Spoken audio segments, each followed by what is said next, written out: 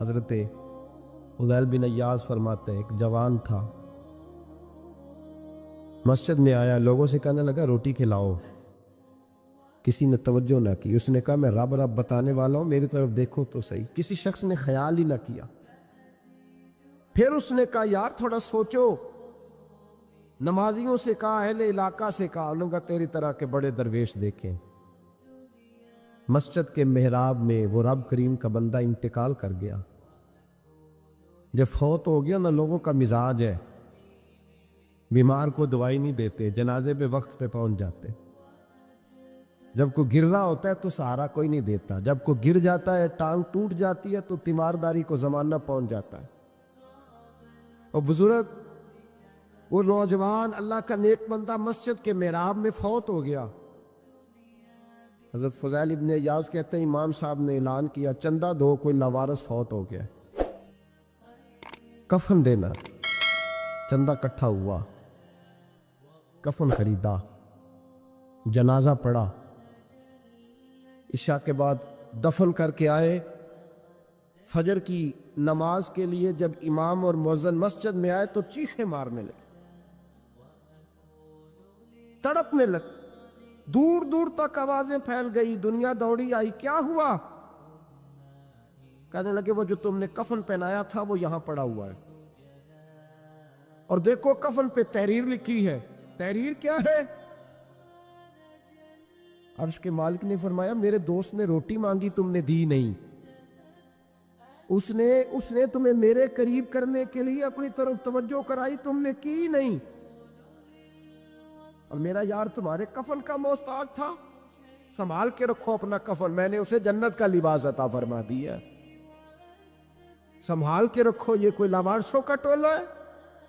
یاد رکھیں جو وارث والے ہیں، وارث والے ان کا رنگ اور ہے، جو ماننے والے ہیں ان کا مزاج اور ہے۔ اپنی زندگی لاوارثوں کی طرح نہیں گزارے، تھوڑا سا ادھر گیا تھا تو پھر تھوڑا سا ادھر گیا تھا تو تھوڑا سا، یہ کیا بات ہے؟ یہ کیا بات ہے؟ اپنے آپ کو، اپنی نسبت کو، اپنے عقیدے کو مضبوط رکھیں۔ ایک انچ کے لیے اعلیٰ حضرت فاضل بریلوی رحمت اللہ علیہ کے مکان کی دیوار گر گئی، ایک کونا مکان کا، آپ جانتے ہیں پرانی دیواریں چھوٹی ہوتی تھی اور بارشوں میں اکثر گھروں کی دیواریں گری ہوئی ہوتی تھی، ایک سائڈ کی دیوار گر گئی تو اس کونے میں ہندوؤں کا گھر تھا۔ اب مستری صاحب رات کو آئے، ان سے بات ہوئی تو کہنے لگے سویرے کام شروع کروں گا۔ کہا ایک دو صاحب نے کہ ہندوؤں کا گھر ساتھ ہے اور وہ دشمن بھی بڑے زیادہ ہیں، تو رات کو ہی ہو جائے۔ کہنے لگا جی نہیں میری مجبوری ہے، مزدور کہاں سے لاؤ گا، بڑے معاملات ہیں، سویرے شروع ہوگی۔ اب رات کو مولانا ظفر الدین بہاری علیہ رحمہ کہتے ہیں بچے مدرسے کے، باقی سارے لوگ، سب کو جمع کیا گیا، جو کہ اس طرف سے تھوڑا خطرہ تھا ہندوؤں کی جانب سے۔ کہا جناب یہ بڑے دشمن ہیں اسلام کے، تو اس طرح کرو کہ دو تین بچوں کی ڈیوٹی لگائیں یا کچھ لوگوں کی یہاں رات کو پہرا دیا جائے، ٹھنڈ بھی بڑی زیادہ تھی، کھڑا ہونا بھی مشکل تھا۔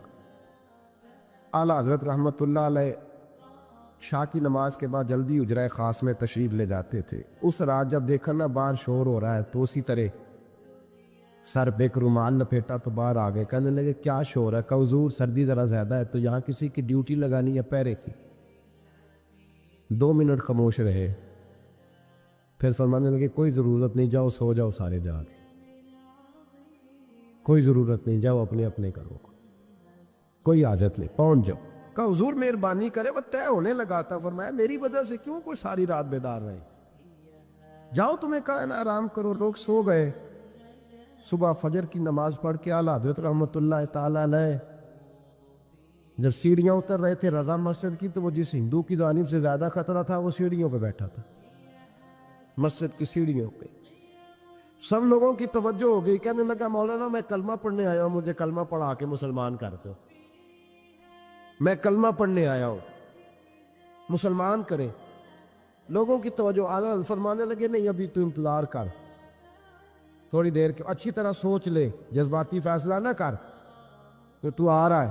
یہ کہہ کے جب 2 سیڑھیاں نیچے اترے اس کے پاس سے تو اس نے پیر تھام لیے، کہنے لگا اب ایسے تو نہ کرو، رونے لگا۔ आला हजरत रहमत उल्लाह ने कलमा पढ़ाया, कुछ बातों की नसीहत फरमाई, तशरीफ ले गए। घेरने वाले घेर के बैठ गए, कहने लगे हमें भी बता बदला कैसे है। कहने लगा दीवार गिर गई। आधी रात के वक्त, आधी रात तक इंतज़ार करता रहा, पहरेदार कोई नहीं, तो 2 तलवारें लेकर जब मैं इनके मकान की जानिब बढ़ा, मैंने कहा आज गर्दन काटूंगा और काट करके निकलूंगा। कहता है जब मैं करीब आया तो 2 शेर खड़े थे, ऊपर से पलट के आया तो फिर खड़े थे, इधर से पलट के आया तो फिर खड़े थे। फरमाते हैं मैं 2 घंटे के बाद आया तो फिर पलट के खड़े थे, मैं फिर 1 घंटे के बाद आया, शहरी का वक्त होगा तो फिर पलट के खड़े थे। अब मैं डर के भागा। कहते फाजिल बरेलवी ने अपनी खिड़की से मुंह बाहर निकाला, कहने लगे और कितना तजर्बा करेगा, मुझे तू लावारिस समझता है? लावारिस हूं मैं, और कितना तजर्बा करेगा, बस कर, मान जा।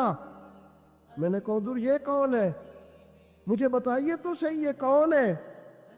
तो कहने लगे मैंने सारी जिंदगी रसूलुल्लाह की अजमत का दिफा किया है, सारी जिंदगी गौसे आजम के नारे लगाए हैं, अभी तो ये मदद सिर्फ गौस पाक जेलानी की भेजी हुई है, अभी तो गौसे आजम की भेजी हुई मदद है, मौला अली अभी पीछे हैं, तो जहां के महबूब अभी इससे पीछे हैं, वो तो अभी पीछे हैं, पीछे खड़े हैं कि जरूरत पड़ी तो हम भी तैयार बैठे हैं। ओ भाई आज रिवाज हो गया, रिवाज। मैंने 2-4 दिन पहले भी कहा था, लोग कहते नहीं कोई नहीं ज़रूरत, सामने सारा कुछ नज़र आ रहा है। ओ खुदा के बंदो याद रखो, निस्बत है बड़ी चीज़, जाने तो वो दो में।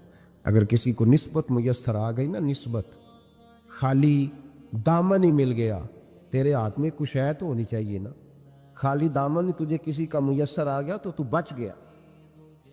अपनी निस्बतों की हिफाजत करे, इनको मजबूत करे, इन पर मेहनत करे, इन पर तवज्जो रखे।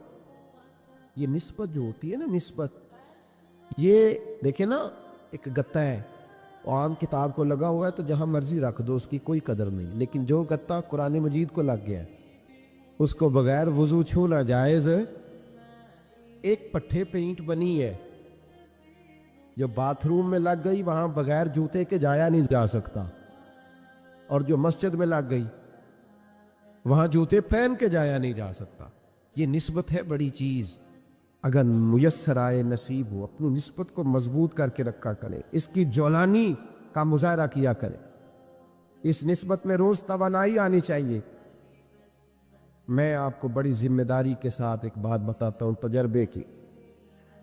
हमें जितना किसी ने आके कहा है ना निस्बत के खिलाफ, हमारी निस्बत उससे ज़्यादा मजबूत हुई। हमें जितना किसी ने आके कहा है ना जी आपको क्या मिला, आपको क्या मिला, तो हमने उतना कहा यार जैसे जैसे तो कहता जाता है हमारी तो निस्बत में इजाफा होता जाता है, हमारा तो मिजाज बदलता जाता है, रोज एक नया पर्दा खुलता है, रोज एक नया रंग वाजे होता है, रोज एक नई तवानाई। अभी थोड़े दिन की बात है, एक मौलाना शरफुद्दीन साहब है, मुफ्ती साहब, मेरे हजरत साहब के मुरीद हुए, मुफ्ती थे, आलिम आदमी थे, सरकार ताजु शरिया, हमारे शहर से बैत की। अब हमारे हजरत साहब का इस वक्त हाल वही है, वराई तन्नास यदखुलून फी दीनिल्लाहि अफ़वाजा। अब फौजों की फौजें लोग आते हैं, हमने देखा है सिर्फ खाली मुरीद होने वाले बाहर सैकड़ों की तादाद में हज़ारों लोग बैठे हैं कि सिर्फ बैत इतना कह दे हमने कबूल किया। इस आलम में जहाँ हजरत साहब का ऐलान हो जाए कि तशरीफ ला रहे हैं, वहाँ लाखों का मजमा जमा हो जाता और एक झलक देखने को लोग तरसते रहते।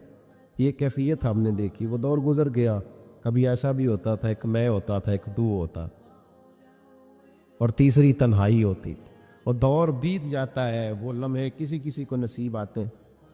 हजरत का वो मौलाना शरफुद्दीन साहब कहते हैं मुरीद हुआ, तो मुरीद हुआ मजमे में रस्सी हजरत फेंकते हैं या चादर फेंकते हैं, तो पकड़ के मुरीद हुआ, तो साथ साथ और चादरें बांधी थी, लोगों ने पकड़ी हुई। एक मौलाना, मैं जब बैत होके आया उनको बताया तो मुझे कहने लगे यार तू ऐसी जगह मुरीद हो गया जो तेरी बात भी ना सुन सके, जिनको तो दुखड़ा भी ना सुना सके, जो मसरूफ ही बड़े रहते हैं, कहाँ मुरीद हो गया। ایسے پیر کا بیت ہوتا جہاں تو جاتا وہ تیرے پاس آتے، گفتگو ہوتی، بات چیت ہوتی۔ کہتے جب انہوں نے مجھے بہت زیادہ قائل کیا نا، بہت زیادہ، تو میں نے ارادہ کر لیا، میں نے کہا بات ٹھیک ہے، بیت کہیں اور ہونا چاہیے تھا۔ کہتے میں عشاء کے بعد سویا تو حضرت صاحب مجھے خواب میں ملے، خواب میں، اور فرمانے لگے مولانا جب آپ مرید ہوئے تھے تو آپ اس جانب بیٹھے تھے، اس کونے میں آپ تھے، اتنے لوگ آپ سے پہلے تھے، اس حال میں آپ مرید ہوئے تھے، اور جہاں تک بات چیت کرنے کی بات ہے تو آپ نے جو دل میں سوچا تھا وہ میں نے آ کے آپ کو بتا دیا ہے۔ پھر بھی بڑی ضرورت ہو تو میرے صاحبزادے کا نمبر لے لے اور فون کر لیا کریں، بات ہو جایا کرے گی۔ کہتے ہیں یہ ابھی بات ہو ہی رہی تھی کہ میرے دروازے پہ دستک ہوئی تو میری آنکھ کھل گئی، میری آنکھ کھلی تو میں پریشان ہوں کہ نمبر تو ملا نہیں۔ ایک انجینئر صاحب میرے محلے میں رہتے تھے، فرماتے ہیں وہ شام کو میرے پاس آئے اور کہنے لگے مولانا سنا ہے آپ حضرت مفتی اختر رضا صاحب سے مرید ہو گئے۔ میں نے کہا ہاں، تو کہنے لگے میں ان کے مدرسے میں کام کر کے آیا ہوں، میرے پاس ان کے بیٹے کا نمبر ہے، چاہیے آپ کو؟ نمبر ہے چاہیے؟ کہتے ہیں نمبر مجھے وہ شام کو گھر آ کے دے گئے۔ اب جب میں آستانہ نور پہ بریلی شریف ملنے کے لیے حاضر ہوا تو میرے دل میں خیال آیا، جب میں اندر گیا نا تو میرے دل میں خیال آیا حضور خواب جو آئی تھی اتنی بھی جلدی کیا ہے، ذرا ٹھہر جائیے، آپ ملے جو تھے تو صاحب نمبر بھی دے ہی جاتے۔ میرے دل میں خیال آیا تو السلام علیکم کے بعد حضرت کہنے لگے مولانا مجھے تو جلدی کوئی نہیں تھی، آپ کے دروازے پہ دستک ہو گئی تھی، مجھے تو کوئی جلدی نہیں تھی، آپ کا دروازہ بجنے لگا تھا، مجھے تو جلدی کوئی نہیں تھی لوٹنے کی، ہر مشکل دی کنجی یارو ہاتھ مرداں دے آئی، اور مرد نظر کرے جس ویلے مشکل رہے نہ کائی۔ بس لوگوں یہ یاد رکھو اور اس پہ عمل کرو، اپنی نسبتوں کو مضبوط کرے۔ ہمارا تو جیسے دن کا اجالا چمکتا ہے نا، چمکتا ہے دل کا اجالا، جیسے نیا دن چڑھتا ہے ہمارے لیے تو ایک نئی روشنی لے کے آتا ہے۔ اپنے آپ کو بیدار رکھیں۔ تو بھائی یہ نسبتوں کی بات ہے، نسبتوں کی۔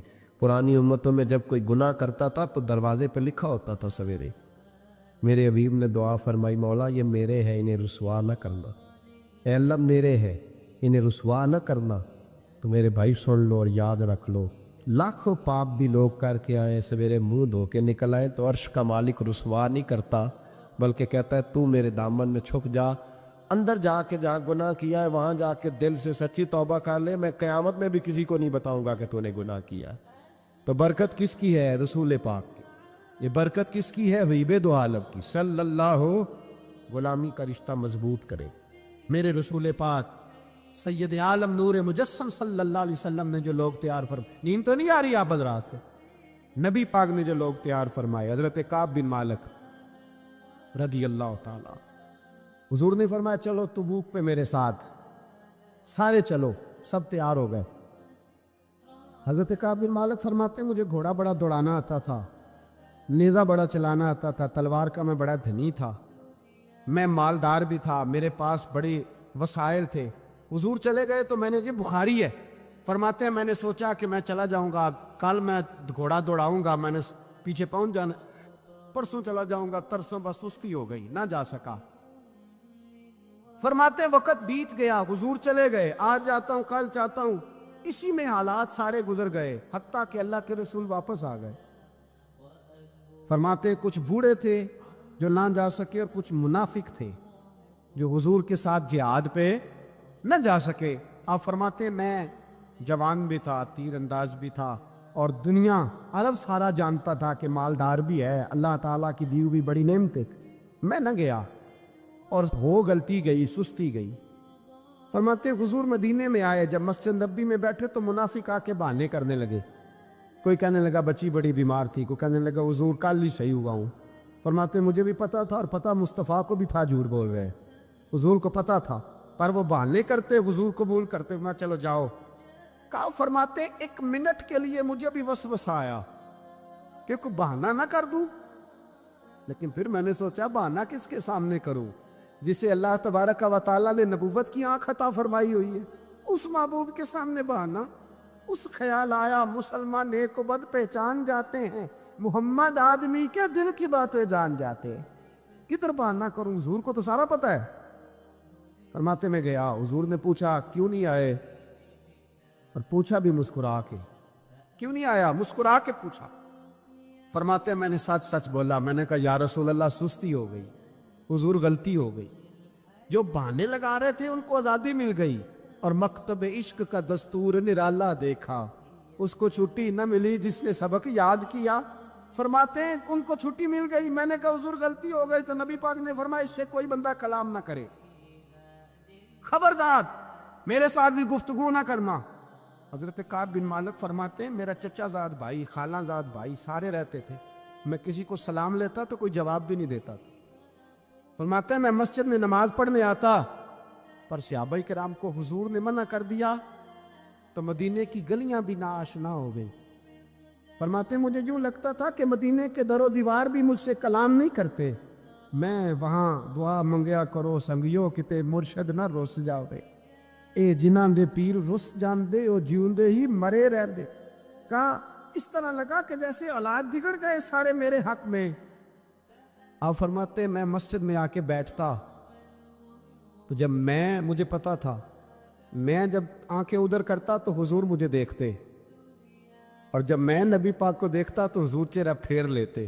بول پڑے خواجہ غلام فرید صاحب، کہنے لگے میں ویکھاں تے میرا یار نہ ویکھے، جی میں نام ویکھاں تو ویکھے، ایڈے نصیب کتھوں تتڑی دے، او میرے وچ ویکھن دے ویکھے، غلام فریدا او بوے یار دے مریے، پاویں ویکھے یا نہ ویکھے۔ اور فرماتے میں سید عالم صلی اللہ علیہ وسلم کو دیکھتا تو حضور رخ انور پھیر لیتے۔ حضرت کعب بن مالک رضی اللہ تعالیٰ عنہ فرماتے کہ حضور کا حکم آیا کہ بیوی کو علیحدہ کر دو، بار پہلے کوئی نہیں بات کرتا، اب کہا بیوی کو علیحدہ کر دو، تو میں نے کہا حضور طلاق دے دوں، فرمایا نہیں میکے بھیج دو، طلاق نہیں دینی۔ فرماتے ہیں بال بچہ بھی چلا گیا، نہ گھر میں کوئی نہ باہر کوئی، تنے تنہا۔ آپ فرماتے ہیں زمانہ جانتا تھا، عرب کے صوبوں میں بات پھیل گئی کہ کعب بن مالک جیسا سردار، مالدار، گھوڑ سوار، تیر انداز، نیزہ باز، اتنا بڑا سیانہ سنجیدہ آدمی جدا کر دیا نبی پاک نے۔ فرماتے ہیں غسان کے عیسائی بادشاہ نے مجھے خط لکھا۔ حضرت کعب فرماتے ہیں بڑی آزمائش تھی، پر یہ مصیبت سب سے بڑی تھی۔ غسان کے عیسائی بادشاہ نے خط لکھا، اس کا آدمی مجھے ڈھونڈتا پھرتا مدینے میں، میں ملا تو خط اس نے مجھے دیا۔ خط میں یہ نہیں لکھا تھا کہ کافر ہو جاؤ معاذ اللہ، یہ نہیں لکھا تھا عیسائی ہو جاؤ، اس نے خط میں لکھا کہ کعب ہم نے سنا ہے تمہارے نبی نے تمہیں چھوڑ دیا، ناراض ہو گئے، تم تو اس قابل تھے کہ صوبے کے گورنر بنائے جاتے، تم تو بڑے عہدے کے قابل تھے، تمہاری تو شہرت ہے سارے علاقوں میں، تم آ جاؤ ہمارے پاس، ہم تمہیں بہت بڑا عہدہ دے دیں گے۔ حضرت کعب بن مالک فرماتے ہیں اب میری چیخیں نکلی، اب میں تڑپ کے رویا، میں نے وہ اس کا خط پکڑا اور جلتے ہوئے تنور میں ڈالا، اور مسجد نبی میں سر سجدے میں رکھ کے میں نے کہا اے اللہ میرا ایمان اتنا ہی مشکوک ہو گیا ہے کہ کافر کہتے ہیں میں ان کے ساتھ مل جاؤں گا، اے اللہ میرا ایمان اتنا کہ کافر سمجھنے لگے ہیں کہ میں مسلمانوں کو چھوڑ کے ان سے اتحاد کروں گا۔ یہاں لوگ کہتے ہیں ہم نے پریشر کے لیے ان کو ساتھ ملایا، ہم نے پریشر کے لیے کافر سے سمجھوتا کرو گے، اپنے بھائی پر ظلم کرنے کے لیے بے ایمانوں کے ساتھ دوستی کرو گے۔ حضرت کعب بن مالک فرماتے ہیں میں نے تندور میں ڈالا، میں تڑپ کے رویا، میں نے کہا اے اللہ میرا اتنا امتحان نہ لے کہ کافر سوچنے لگے کہ میں اس سے سمجھوتا کروں گا، اے اللہ مہربانی فرما اتنا امتحان نہ لے۔ روتے روتے گھر گیا، سحری تک روتا رہا، ایک آدمی دوڑا آیا، کہنے لگا کعب جلدی چل، حضرت جبریل آ گئے ہیں، اللہ نے تیری توبہ قبول فرما لی ہے، رسول پاک نے تجھے یاد فرمایا ہے، چل آ جا۔ حضرت کعب بن مالک فرماتے ہیں میں قدموں میں گرا اور میں نے کہا محبوبہ میرا سارا ہی مال لے لے، حضور میری ساری صلاحیتیں لے لے، رکھ لیں سارا کچھ، مجھے وہ مال نہیں چاہیے جو آپ کے دروازے سے دور کر دے، حضور وہ دولتیں میرے کس کام کی جو آپ کے دروازے سے دور کر دے، بے نور بے چراغ جو محفل ہو پھونک دو، اعظم بلا سے اپنی وہ ہستی ہی کیوں نہ ہو، جو چیز اس کی راہ میں حائل ہو پھونک دو، حضرت کعب بن مالک رضی اللہ تعالیٰ عنہ نے ایک منٹ کے لیے بھی کافر سے سمجھوتا کرنا پسند نہ کیا. جبھی تو اللہ نے توبہ حضرت جبریل کے ذریعے نازل فرمائی. میرے بھائی یہاں منٹ پہ سمجھوتا ہے, منٹ پہ بڑا رولا ڈالتے ہم, بڑا شور ہے چائنا کی دوستی. چائنا جیسے کہے برما کی حکومت ویسے کرتی ہے. اس کا اثر اور رسوخ ہے ان کا. آپ نے کیوں نہیں ان سے کہا کہ ان کو منع کریں؟ میں چائنا کی بات نہیں چھیڑنا چاہتا, ورنہ میں اس پر بھی کچھ باتیں عرض کروں کہ وہ جو آپ کے ساتھ ان کی دوستی ہے اس کا پس منظر کیا ہے. یہ تو چائنا میں بسنے والوں سے پوچھو نا. یا مسجد بنانا بڑا مشکل ہے, یا نماز پڑھنا روزہ رکھنا بڑا مشکل ہے. کائے کی دوستی, کس طرح کی دوستی؟ قرآن مجید نے بیان کر دیا, کافر تم سے راضی نہیں ہو سکتا حتی تتبع ملتہم, جب تک تم ان کے دین کی پیروی نہ کرو. اتنی دیر کافر راضی ہو سکتا تو مسلمان کیسے راضی ہو جاتا ہے؟ بھائی میرے مصطفیٰ کریم سید عالم صلی اللہ علیہ وسلم کی امت کے جو اجزاء ترکیبی جو بنائے امت قرآن نے بیان فرمائے, ان میں پہلا یہ ہے کہ اشداء علی الکفار, مسلمان کافر پر سخت ہوتا ہے. اور دوسرے نمبر پہ فرمایا رحماء بینہم, آپس میں رحم دل. آپس میں اقبال نے اس آیت کی تفسیر کی تو 2 مصروں کے اندر شعر میں مضمون ہی پرو کے رکھ دیا. کہنے لگے ہو ہلکا یاراں تو بریشم کی طرح نرم. کس طرح؟ ریشم کی طرح. ہو ہلکا یاراں تو بریشم کی طرح نرم. رزم حق و باطل ہو تو فولاد ہے مومن. رزم حق و باطل ہو تو پھر فولاد بن کے نکلے. پھر منت سماجت نہ کرے اقوام متحدہ آئے تو فلاں آئے تو فلاں آئے. فولاد ہے مومن. ایک وہ منظر تھا حضرت عمر نے جب اپنے سگے ماموں کو لتاڑا. جناب ابو عبیدہ بن جراح نے باپ کو قتل کیا, مصعب بن عمیر نے بھائی کو قتل کیا. ایک وہ منظر تھا. ایک وہ منظر تھا جب مسلمان مکے سے مدینے آئے. مدینہ طیبہ پہنچے تو مصطفیٰ کریم نے فرمایا یہ تمہارے بھائی ہیں, بس بات ختم ہو گئی. یہ تمہارے, بھائی اتنی سی بات ہے, یہ تمہارے, اس سے زیادہ نہیں. کوئی لمبا خطبہ نہیں نبی پاک نے دیا. فرمایا یہ تمہارے, اپنے بھائیوں کی مدد کرو. حد ہو گئی مدد کرنے کی. بھائی کا بازو پکڑا, گھر لے گئے. کہنے لگے یہ 15 کلے میرے ہیں, 6 جو تمہیں پسند آتے ہیں رکھ لو, تمہارے ہو گئے. گھر کا سامان بستر رضائیاں تک نکال کے دروازے کے اندر رکھے. بھائی سے کہا یار جو تجھے اچھا لگتا ہے رکھ لے, آدھا تیرا آدھا میرا. یہاں تک ایک وہ موقع جب اشداء علی الکفار, ایک یہ موقع رحماء بینہم. صحابہ کرام علیہم رضوان میں سے کسی کے پاس 2 باغ تھے, ایک میں کھجوریں زیادہ پکی, ایک میں کم پکی. جب وہ اپنے بھائی کو دینے لگا تو اس نے کہا تجھے رسول اللہ نے میرا بھائی بنایا ہے, تجھے وہ والا باغ دوں گا جس کی کھجوریں زیادہ پکی ہوئی ہے. وہ والا باغ دوں گا, کھجوریں زیادہ پکی ہوئی. اور یار تاریخ عالم نے یہ نظارہ نہیں دیکھا کہ وہاں سے ایک شخص آیا غریب ہے رشتہ نہیں ملتا. یہاں ایک شخص نے کیا کیا, اس کو اپنے خاندان سے, اپنے گھر سے رشتہ بھی دیا. کب بھائی ہے, اس کو یہاں پسانا ہے, رکھنا ہے, لانا ہے. کوئی تہذیب کا ٹکراؤ نہیں ہوا, کوئی ان لوگوں کے آپس میں جھگڑے نہیں ہوئے, کوئی نہیں کہا کہ یہ مہاجر ہے یہ انصار ہے, کوئی کسی جگہ نہیں کہا تمہارا کھانا پینا رہنا سہنا الگ ہے, کوئی کسی جگہ بحث نہیں ہوئی. آدھا بانٹ کے دیا. اور پھر بھائی چارے کا حال یہ تھا کہ تبوک کے بعد جب بڑا مال آیا نا مسلمانوں کے پاس, ڈھیر لگ گئے. بحرین سے مال آیا تو ڈھیروں لگ گئے. تو رسول پاک صلی اللہ علیہ وسلم نے انصار مدینہ کو بلایا, مدینے والوں کو.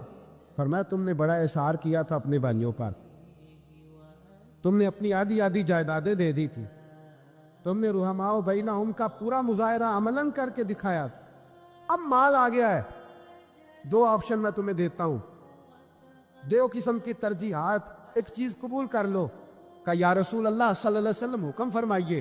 فرمایا یا تو جو مال تم نے اپنے مہاجر بھائیوں کو دیا ہے وہ واپس لے لو, وہ تم واپس لے لو, اور یہ جو مال آیا یہ میں ان میں بانٹ دیتا ہوں. یا اس طرح کرو کہ میں یہ مال تمہارے درمیان آپس میں آدھا بانٹ دیتا ہوں, یا تمہیں کچھ فیصد زیادہ دے دیتے ہیں انہیں کم دے دیتے.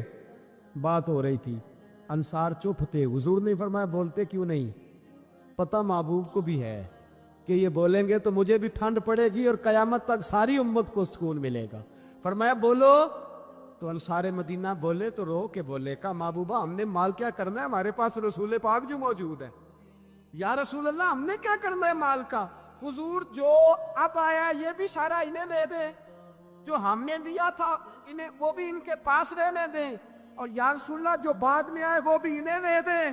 ہماری شرط یہ ہے کہ ہمارے درمیان اللہ کے رسول موجود رہنے چاہیے، محبوب ہمارے درمیان رہے۔ مال و دولت کی ہمیں ضرورت ہے، یہ رحماء بینہم، آپس میں بانٹ کے ہر چیز اپنے بھائیوں کو دے دی۔ حضرت عمر عیسائی بادشاہ ٹائم مانگتا ہے تو کہتا ہے کوئی ٹائم نہیں، چل دوڑ جا۔ ملک شام جاتے ہیں، جب فتح ہوتے ہیں حضرت سعد بن ابی وقاص بلاتے ہیں، شام جاتے ہیں تو حضرت عمر کہتے ہیں شام آئے ہیں یار، سب سے پہلا کام یہ کر بلال کا تو پتہ کر، یہاں سنا ہے بلال حبشی کا مکان بھی کہیں نیڑے نیڑے ہے، پتہ تو کر۔ حضرت بلال حبشی حضرت سیدنا سعد کہنے لگے حضور بلا نہ لیں، فرمایا نہیں، وہ مصطفیٰ کا غلام ہے تو میرا تو امام ہے، میں گھر ملنے جاؤں، ان کا گھر رحماء بینہم، کالے رنگ کے حبشی غلام سیدنا بلال حبشی کو ملنے گھر گئے، اور جناب عمر جا کے بیٹھک میں انتظار کرنے لگے، گویا ڈرائنگ روم میں بیٹھے انتظار ہونے لگا۔ جناب سیدنا بلال آئے تو حضرت عمر اٹھ کے کھڑے ہوئے۔ ملک شام کے لوگوں نے یہ منظر عجیب دیکھا کہ جناب عمر فاروق ایک حبشی کے لیے کھڑے ہوئے، اور جب کھڑے ہوئے تو حضرت بلال کہنے لگے عمر بیٹھ جاؤ، یہ کیا کر رہے ہو؟ تو حضرت سیدنا عمر رو پڑے، کہنے لگے بلال تو حبشی پہلے تھا، جب سے رسول اللہ کا غلام بنا ہے ساری امت کا امام بن گیا، ساری امت کا تو امام بن گیا ہے جب سے تو نبی پاک صلی اللہ تعالی علیہ وسلم کا غلام بن۔ بھائی یاد رکھے، جب اشداء علی الکفار کی بات تھی تو اپنے سگے قتل ہو گئے، اور جب رحماء بینہم کی بات تھی تو پھر یہ نہیں دیکھا یہ حبشی ہے۔ توجہ ہے میری بات پر؟ جہاں گئے نا آپ لوگ ادھر دیکھیں، پھر یہ نہیں دیکھا کہ یہ حبشی ہے، یہ رومی ہے، یہ کون ہے، پھر یہ دیکھا کہ یہ رسول اللہ کا غلام ہے صلی اللہ ہو۔ ہمارے ہاں تو نفرتیں پھیل گئی ہیں، وہ بس کرو دی بنگالیوں سے جان چھڑاؤ، وہ بس کرو دی فلانے سے، وہ بس کر یار، رہن سہن اپنا اپنا ہوتا ہے، لیکن مسلمان جس طرح کا بھی ہو اس کے ساتھ نفرت کرنے کی اجازت نہیں ہے۔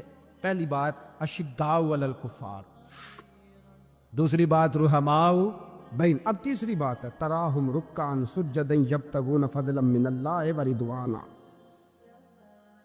میں نے جو شروع میں بات کی تھی نا کہ اگر خانہ کعبہ میں 40-50 لاکھ حاجی مل کے دعائی مانگ لیتا، دعائی مانگ لیتا مل کے تو کمال ہو جاتا۔ حضرت ابو بکر صدیق رضی اللہ تعالیٰ عنہ سے کسی نے پوچھا تھا بدر میں فتح کیسے ہوئی؟ اب بھی مسلمان کہتے ہیں نہیں جی کیسے لڑے گے جی، ہمیں اپنا بڑا مسئلہ ہے۔ یہ کمزور لوگوں کی باتیں، کمزور جو خدا والے ہوتے ہیں ان کی یہ سوچ نہیں ہوتی، یہ آرزوئے کرم اور میں آپ سے کروں، یہ بھیک اس کو جی دیے جس کا خدا نہ ہو۔ یہ کمزور لوگ ہیں جو کہتے ہیں نہیں کیسے ہوگا، کس طرح ہوگا، جن کو پتا ہو کہ ہماری غیبی طاقت ہے، ہماری۔ حضرت ابو بکر صدیق رضی اللہ تعالیٰ پوچھا جناب بدر میں کیسے جیت گئے؟ تلواریں زیادہ تھی، نیزے زیادہ تھے، یا آپ کو جاسوسی زیادہ تھی، پتہ زیادہ تھا کہ یوں قابو آئیں گے کافر؟ تو ابو بکر صدیق فرمانے لگے نہ نیزوں سے جیتے نہ تلواروں سے جیتے، ہم جو بدر میں جیتے ہیں تو مصطفیٰ کی نمازوں سے جیتے ہیں، ہمیں جو بدر میں کامیابی ملی تو رسول اللہ کی دعاؤں کی برکت سے ملی۔ فرمانے لگے کافر ساری رات شرابیں پیتے رہے، ساری رات وہ نعت گانے میں مصروف رہے، اور میں حضور کے خیمے میں موجود تھا، نبی پاک ساری رات نماز پڑھتے رہے، ساری رات حضور نماز پڑھتے رہے، ساری رات اللہ سے دعا کرتے رہے۔ فرمایا صبح جو کامیابی ملی تو یہ مصطفیٰ کی نمازوں کی برکت سے ملی۔ ایک بزرگ کی میں بات سن رہا تھا، وہ کہہ رہے تھے اب نمازیں عبادتیں ریاضتیں بعد میں کرنا، پہلے جہاد کرو۔ کہہ رہے تھے اب نکل کر خانقاہوں سے ادا کا رسم شبیری، عبادتیں ریاضتیں تلاوتیں درود بعد میں ہوگا، پہلے جہاد۔ تو میں نے کہا صاحب عبادتیں تلاوتیں درود ہو کہاں رہا ہے، پہلے وہ جگہ تو بتائیں۔ خانقاہوں پہ تو عرس ہو رہا ہے، سال کے بعد ڈھول لگ رہا ہے۔ وہ جو زمانہ تھا نا کہ خانقاہ شریف پہ شام تک قرآن مجید ختم ہوگا، فجر کے بعد 50,000 درود پڑھا جائے گا، وہاں لوگ آئے ہیں تو وہاں ذکر کرتے کرتے لوگ اس قدر مست ہوئے کہ انہیں ہوش ہی نہیں کہاں کہ کہاں گئے، وہ تو دور ختم ہو گیا۔ اب کہاں ہے خانقاہ میں؟ اب تو نظر نیاز رہ گئی، ختم شریف رہ گیا، عرس پاک رہ گیا، باقی تو معاملہ ختم ہے۔ وہ کہاں گیا معاملہ سارا؟ بھائی دعائیں التجائیں شہاب الدین غوری سے پوچھا جناب فتح کیسے ہوئی؟ کہنے لگے خواجہ معین الدین اجمیری کی دعاؤں کی برکت سے۔ فرماتے ہیں بابا دعا مانگتا تھا، ہم جہاد کرتے تھے، اللہ کامیابی دے دیتا تھا۔